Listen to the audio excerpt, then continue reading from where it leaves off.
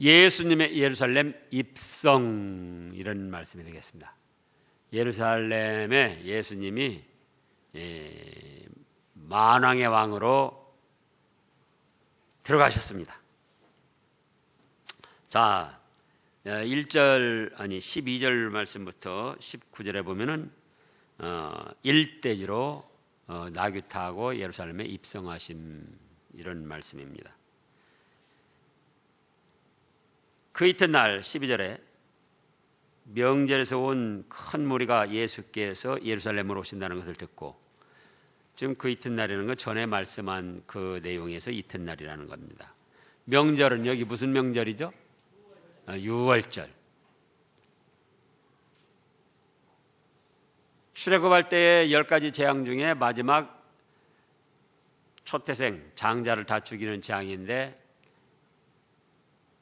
양을 잡아서 그 피를 대문간에다 바르면은 하나님이 보낸 죽음의 사자가 그 집은 짐승이든 사람이든 죽이지 않고 건너뛴다, 넘어간다. 6월, 그래서 6월절이다 그겁니다.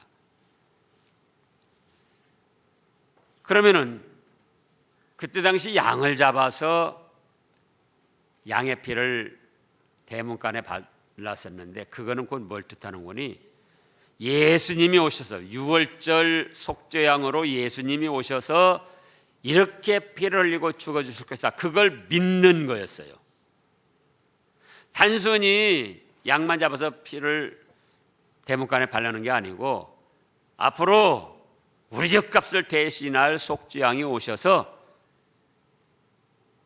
이렇게 피를 흘리고 죽어주실 것이다, 그런 믿는 믿음으로 그렇게 했다 그겁니다. 근데 이제 그 예수님이 예루살렘으로 들어오신다는 겁니다. 그러니까 많은 사람들이 우리도 가서 예수님 만나보자 하고 따라왔어요. 그리고는 13절에 종려나무 가지를 가지고 맞으러 나가서 어떤 사람은 자기 겉옷을 펴가지고는 그 예수님 가는 길에 막 이렇게 펴기도 하고, 호산나 다윗의 자손이여, 주의 이름으로 오시는 이여, 곧 이스라엘 왕이여 찬송하리로다 하면서 예수님을 환영하고 맞이했습니다. 그때 예수님은 한 어린 나귀를 타고 들어가셨습니다. 왜 나귀를 타셨느냐? 기록된 대로 15절 말씀해 보면, 시온 딸아 두려워하지 말라, 보라 너의 왕이 나귀 새끼를 타고 오신다 함과 같더라. 여기 기록된 바라는 것은 바로 스가랴, 구약 스가랴 9장 9절에 기록된 말씀인데요, 거기 다시 한번 살펴보겠습니다. 스가랴 9장 9절, 구약 1319쪽쯤입니다. 1319쪽쯤에 스가랴 9장 9절 말씀인데요, 다 같이요. 시온을 따라 크게 기뻐할지어다, 예루살렘을 따라 즐거이 부를지어다. 보라 내 왕이 네게 임하시나니 그는 공의로우시며 구원을 베푸시며 겸손하여 나귀를 타시나니 나귀의 작은 것 곧 나귀 새끼니라. 이렇게 말씀을 하셨고, 구약의 선지자들을 통해서 예수님 탄생하시기 전 600여 년 전, 그때 나귀를 타고 오신 거예요. 예수님 오시기 전 700년 전. 자, 그러면 왜 하필이면 나귀를 타고 오셨는가 그거예요.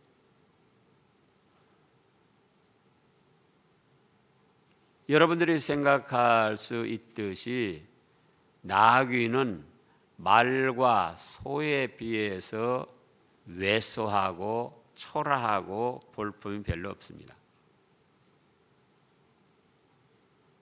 말 타고 위풍도 당당하게 따그닥 따그닥 따그닥. 예?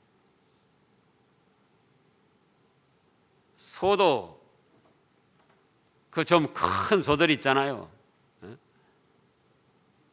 나귀는 근데 소에 비하면 반절맛밖에 안 해요. 당나귀. 생긴 것도 그렇게 잘생기지를 못했어요. 그런데 왜 하필이면 나귀를 타셨느냐 그거예요.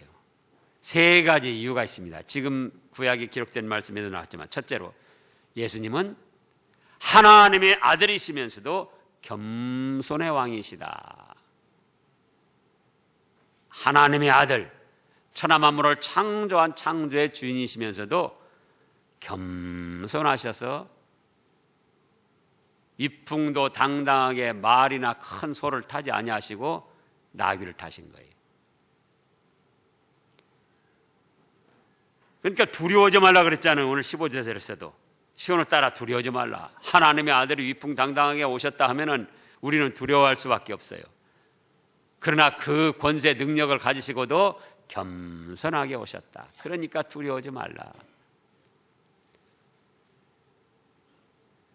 두 번째로는 평화의 왕으로 오신 겁니다. 지금 스가랴서에서도 말씀이 됐었고 우리 찬송에 됐죠.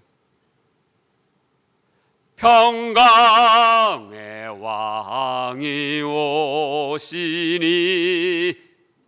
평강, 평화의 왕. 말은 전쟁 때 타는 겁니다. 보통 소나 나귀는 평화롭고 한가한 때 타는 거예요. 그래서 평화의 왕으로 오셨다는 것을 사람들에게 알게 하시려고 나귀를 타신 거예요. 또 구원의 왕이십니다. 곧 생명의 왕. 그래서 16절에 보면은 제자들도 처음에는 이를 깨닫지 못하다가 예수께서 무엇을 얻으신 후에? 영광을 얻으신 후에 아하! 그래서 나귀를 타고 오셨구나. 뭐 때문에? 구원의 왕, 생명의 왕으로 오시기 위해서 온유 겸손하게 평화를 주시려고 나귀를 타고 오셨더라 그겁니다.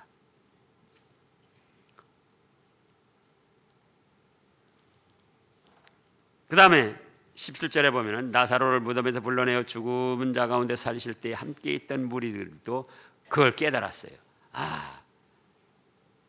제자들 마음에도 예수님이 위풍도 당당하게 큰 황소든지 그렇지 않으면은 따가닥 말을 타고 가셨으면 자기들도 체면 좀 쓸 거예요.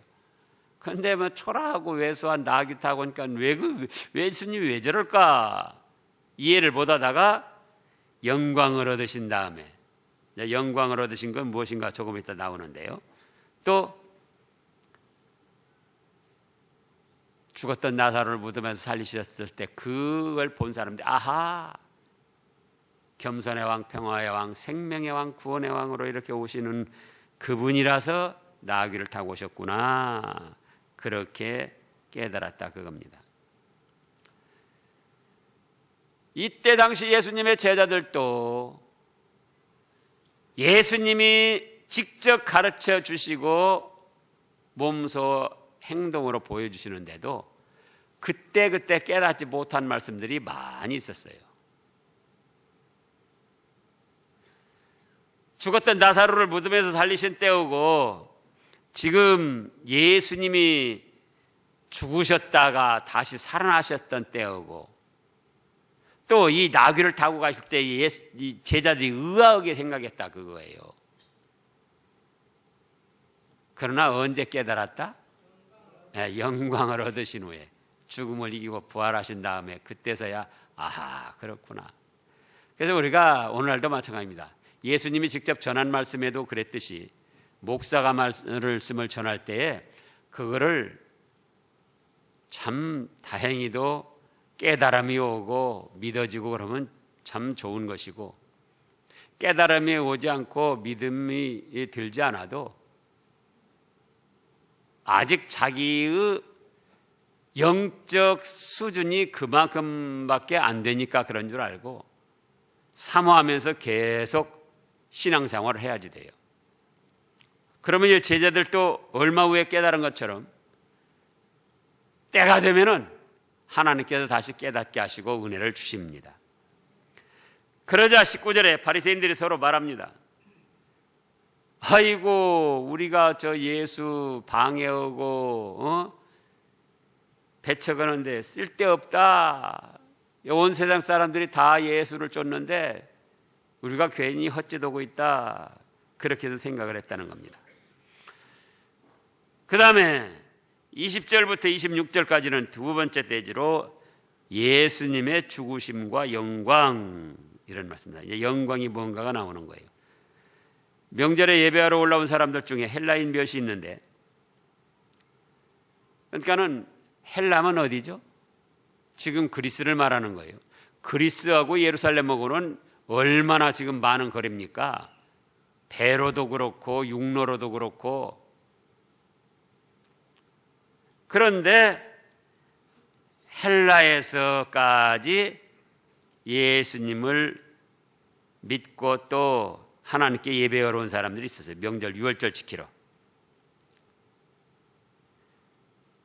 그들이 빌립에게 가서 말합니다. 우리가 들었는데요, 명절에 예수님을 죽인다고 그래요. 그래가지고 빌립이 그 말을 듣고는 안드레한테 가서 또 말하고, 안드레하고 빌립하고 같이 가서 예수님께 말씀을 드린 거예요. 그랬더니 예수님이 23절에 뭐라고 합니까? 이제 인자가 영광을 얻을 때가 왔도다. 내가 진실로 진실로 너희에게 이르노니 한 알음 일이 땅에 떨어져 죽지 아니하면 한 알 그대로 있고 죽으면 많은 열매를 맺느니라. 명절이 돼가지고 유대주의자들이 예수님을 죽이자고 모의를 하고, 그거를 알고 헬라에서 예배드리러 온 사람들이 빌립에게 말하고 안드레가 같이 가서 말해야 하는데, 예수님은 나를 죽인다고? 화낸 것도 아니고, 아이쿠야, 도망가자. 무서웠던 것도 아니고, 이제야 인자가 영광을 얻을 때가 왔다. 그 영광을 얻을 때가 뭔가? 그 다음에 전개된 말씀들을 보면은 십자가에 못 박혀 죽으시는 거예요. 어떤 것이라고요? 십자가에 못 박혀 죽으시는 것. 지금 24절에서도 그 유명한 말씀이잖아요. 무슨 말씀이죠? 한 알음 일이 땅에 떨어져 죽지 아니하면 한 알 그대로 있고 죽으면 많은 열매를 맺느니라. 이것이 영광을 얻으시는 거예요. 이것이 죄로 멸망당할 우리 택한 백성들을 위하여 예수님 한 목숨 한 나루 밀 희생하시는 겁니다. 그러면 예수님의 그 대속의 죽음으로 인하여 많은 생명들이 멸망 가운데서 살아나는 거예요. 그걸 말씀하신 거예요. 자기가 죽어도 그리스도로서의 사역을 감당하시고 우리를 멸망에서 구원하시기 때문에 그건 죽으셔도 뭘 얻는 것이다? 영광을 얻는 것이다. 그거예요.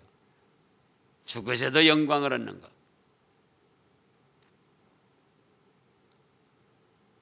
하나님께서 맡기신 그리스도 사역을 감당한 것이고,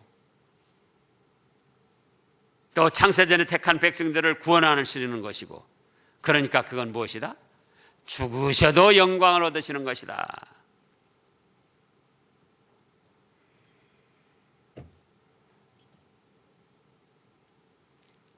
예수님은 하나로 미리 되셔가지고 창세 이래로 택하신 모든 백성들을 살려내는 그리스도 사명을 완수하셨습니다. 그리고 영광을 얻으셨어요. 그러면 이거는 예수님이 앞서가며 본을 보이시면서 우리에게도 따라오라고 원하신 거예요. 26절에 보면 사람이 나를 섬기려면 나를 따르라. 나 있는 곳에 나를 섬기는 자도 거기 있으리니 사람이 나를 섬기면 내 아버지께서 그를 귀히 여기시리라. 또 25절에서도 자기의 생명을 사랑하는 자는 잃어버릴 것이요 이 세상에서 자기의 생명을 미워하는 자는 영생하도록 보존하리라. 예수님이 자기 목숨을 희생해서 육신적으로는 죽음을 당하셨지만은 그건 하나님의 말씀을 순종한 것이고 우리의 죄를 대속하신 것이고 죽음을 이기고 부활하신 것이고 그래서 뭘 얻으셨다? 영광을 얻으셨다. 그런데 그 영광을 얻으신 예수님께서는 오늘날 우리 보고도 따라오라고 하십니다. 어떻게 해야죠? 우리도 하나의 밀이 되어야 된다. 가정에서, 직장에서, 내가 속해 있는 삶의 터전에서, 교회에서 뭐가 되어야 된다고요? 어떤 밀이요?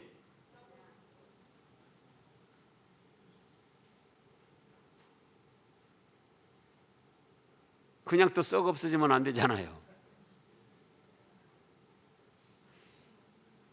희생하는 밀. 하나님의 말씀을 순종하기 위해서 희생하는 밀. 예수님이 그거 아닙니까? 그냥 썩어진 게 아니에요. 어떤 밀이라고요? 네. 하나님의 말씀을 순종하기 위해서 예수님의 뜻을 받들기 위해서 희생하는 하나의 밀. 어디에서요? 어디에서요?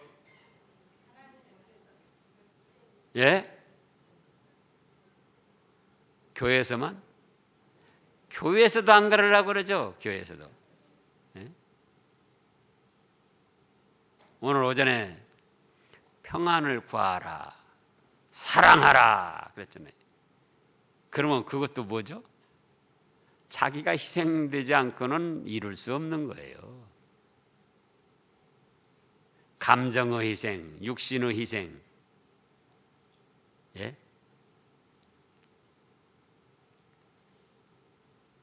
식당 봉사할 때도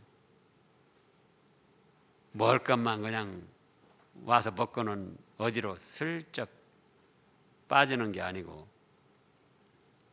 몸의 수고 희생이 있어야지 돼요. 몸의 수고 희생. 희생하는 하나의 밀. 이런 소리 저런 소리 때로는 그렇잖아요. 우리가 완전한 인간이 아니라 그거예요. 본의 아니게 말에 실수도 나오고 다른 사람 감정도 상하게 하고 내 자신도 그렇게 했어요. 또 다른 사람도 본의 아니게 말에 실수를 해서 내 감정을 상하게 하고. 그럼 어떻게 하죠? 땡땡을 따지는 밀이 돼서는 안 돼요. 희생하는 밀. 희생하는 하나의 밀. 예? 하나님의 뜻을 받들어들이고 예수님의 뒤를 따르기 위해서 예수님이 그렇게 하시면서 하나의 밀이 되셨다 그거예요. 근데 우리 보고도 따라오라 그러시잖아요. 우리 보고도. 가정에서도 희생하는 하나의 밀. 직장에서도 희생하는 하나의 밀. 삶의 터전에서도 희생하는 하나의 밀. 무엇 때문에 희생하죠? 힘이 없고 가진 것 없고 배운 것 없고 권세도 없고 그 약해서 희생하는 밀이 아니고 하나님의 뜻을 순종하기 위해서 예수님이 걸어가신 그 길을 나도 따르기 위해서 그래서 하나를 무슨 밀이 되자? 희생하는 밀. 예수님이 그렇게 되고 나서 영광을 얻으셨어요. 뭘 얻으셨더라고요? 영광을 얻으셨어요. 그렇게 해가지고. 그러면 우리에게도 마찬가지입니다. 희생하는 하나의 미일이 되면은 우리도 영광을 얻게 돼요. 우리도.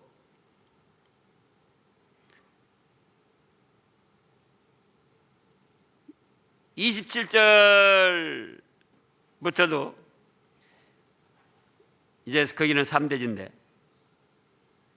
내 마음이 괴로우니 무슨 말을 하리요? 아버지여, 나를 구원하여 이 때를 면하게 하여 주옵소서. 그러나 내가 이 때를 위하여 왔나이다. 근데 여기서 자칫 오해할 수가 있어요. 이거는 받지 않게 해달라, 그게 아니에요. 이미 23절에서 이제 영광을 얻을 때가 왔다 하고 자신만만하게 하나를 희생하는 미를 말씀하셨는데, 27절에 와서 안 받고 어떻게 얼렁뚱땅해서 넘어가게 하려고, 그게 아니에요. 이 원뜻은 100% 정말 잘 감당하게 주시옵소서, 그런 뜻이에요. 그게 면하는 거예요. 그게 구원받는 것이고, 그리스도로서 사역을 반절점밖에 감당하지 못하고 그러면 예수님 육신의 고통당하는 것 때문에 구원해달라고 그랬겠어요? 그러면 구원의 주도 아니고 아무것도 아니죠. 실패작이죠, 실패작. 100% 완전하게 그리스도 사역을 감당하는 것, 자기 자신을 온전히 희생해서 십자가 제물이 되시고 유월절 양의 제물이 되시고, 그래서 말씀을 순종하고 택한 백성들을 구원하시는 그것이 예수님이 구원받는 거예요. 그것이. 그러잖아요? 반절도 못하고 또 한 80%밖에 못했는데 예수님의 육신적 희생, 그 고통, 그것 때문에 그냥 중간에서 건져달라, 그런 뜻이 아니라 그거예요. 면하게 해달라, 안 받게 해달라, 그런 뜻이 아니라 그거예요. 지나갔다. 면하게 해달라는 건 지나갔다. 왜? 넉넉히 감당하고 시험 잘 봤다. 100점 맞았다. 후련하다. 그게 면한 거예요, 그게. 원뜻이 그래요. 근데 자칫 이런 말씀들, 예수님도 사람이기 때문에 뭐 안 받으려고, 면하게 해달라고 그랬고, 뭐 고통해서 뭐 구원해달라고 그랬다. 그게 아니다. 여기 구원은 100% 넉넉히 잘 감당한 그걸 해달라는 구원이다, 그거예요. 면하게 해달라도 안 받게 해달라는 뜻이 아니고, 어째요?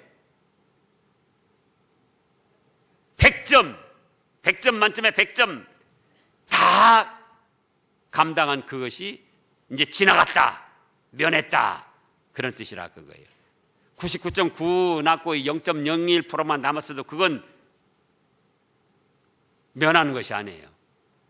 부족한 것이지. 그렇기 때문에 26절에서 뭐라고 하셨습니까? 아버지 이름을 영광스럽게 하옵소서 하시니 이때 하늘에서 소리가 나서 이르되, 뭐라고 하셨습니까? 하나님 아버지가 내가, 다 같이요, 내가 이미 영광스럽게 하였고 또다시 영광스럽게 하리라.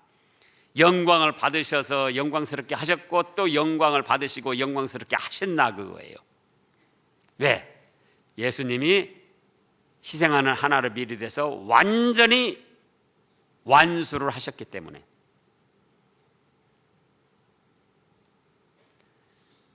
흡족하게, 만족하게 예수님이 사역을 감당하시기 때문에, 그래서 영광을 얻으셨고, 그래서 예수님은 구원을 받으셨고 영광을 또 얻으셨더라, 그거예요. 29절에서 곁에서 무리들이 이거 무슨 소리야? 천둥이 울었어. 아니야, 천사가 예수님께 뭐라고 말한 것 같아. 소리가 나기는 났어요. 그러나 그 뜻은 제자들은 이해를 하지 못했어요. 근데 예수께서 이 소리가 난 것은 나를 위한 것이 아니요 너희를 위한 것이다. 그래서 하나님의 말씀 그 뜻을 아는 것은 하나님이 영의 귀를 열어서 알게 해주셔야 하는 거예요. 소리는 무슨 소리 들었어요. 그러나 그 뜻의 진정함은 이해를 하지 못했어요. 오늘날도 마찬가지다. 오늘날도 하나님의 말씀 듣죠. 그러나 그 말씀의 진정한 뜻을 이해하지 못합니다. 이해를 합니다. 또 누가 그런다? 온유 겸손한 자에게 하나님이 마음의 문, 영의 문을 열어주셔서 그렇게 은혜를 주시기 때문에 이해가 되는 겁니다. 그러면서 31절에서 이제 네 번째 대지로 31절 다 같이 읽어보시자고요. 이제 이 세상에 대한 심판이 이르렀으니 이 세상의 임금이 쫓겨나리라. 내가 땅에서 들리면 모든 사람을 내게로 이끌겠노라 하시니 이건 무엇을 뜻한 것인가? 세상에 대한 심판이 이르렀고 세상의 임금이 쫓겨난다. 하나님의 말씀을 순종하기 위해서 희생한 하나로 미리 되고 대속을 완성하셔서 택한 백성들을 구원하시고 죽음을 이기시고 부활하셔서 영광을 얻으셨기 때문에 이제는 세상 만물을 심판할 권세 능력을 가지셨다 그겁니다. 세상의 임금은 사람 임금을 뜻한 게 아니에요. 그럼 뭐냐? 공중 권세 잡고 세상을 좌지우지 미혹하는 세력들. 그건 뭐냐? 곧 마귀 세력들. 에베소 2장에 보면은 공중 권세 잡은 자 거기 나오잖아요. 마귀 사단의 세력들. 그것들이 지금 세상의 임금 노릇을 하고 있어요. 믿지 않는 사람들을 붙잡고 이렇게 해라 저렇게 해라 미혹하며 충동하고 있잖아요. 또 죄악의 세력들. 세상의 임금은 그거예요. 죄악이 지금 세상 왕노릇 하고 있는 거예요. 또 사망의 세력들. 사망이 또 세상 왕노릇 하고 있는 거예요. 사망 앞에 벌벌 떨고 죽을까 봐 그냥. 그것이 왕노릇하는 임금을 뜻한 것이다. 그런데 예수님이 죽기까지 말씀을 순종하시고 대속을 이루시고 죽음을 이기고 부활하셨기 때문에 당당히 심판할 권세를 가지시고 이제는 죄악과 마귀와 사망을 다 쫓아낸다 그거예요. 그게 세상 임금이 쫓겨나는 거예요. 세상 임금이 뭐라고요? 죄악, 마귀, 사망, 또 그 마귀에 놀아나는 불신의 세력들, 그것들이 지금 세상 임금 노릇하고 있어요. 자기가 왕인 것처럼.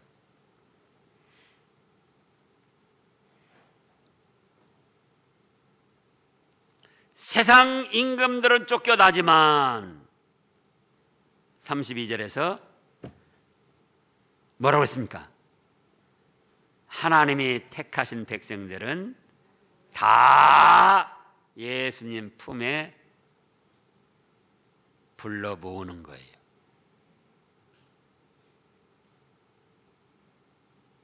그래서 우리는 지금 그 예수님 품 안에, 울타리 안에 생활하게 된 겁니다. 이제 우리에게도 뭐가 되라고 하신다고요? 우리에게도 하나로 밀.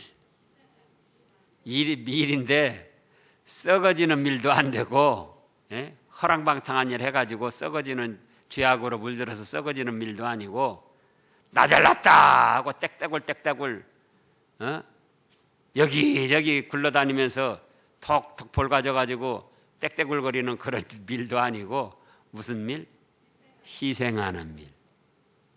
그러면 우리를 통해서도 우리 주위에 있는 사람들이 하나님께 인도를 받고 생명을 얻고 많은 열매를 맺게 됩니다. 기도하겠습니다.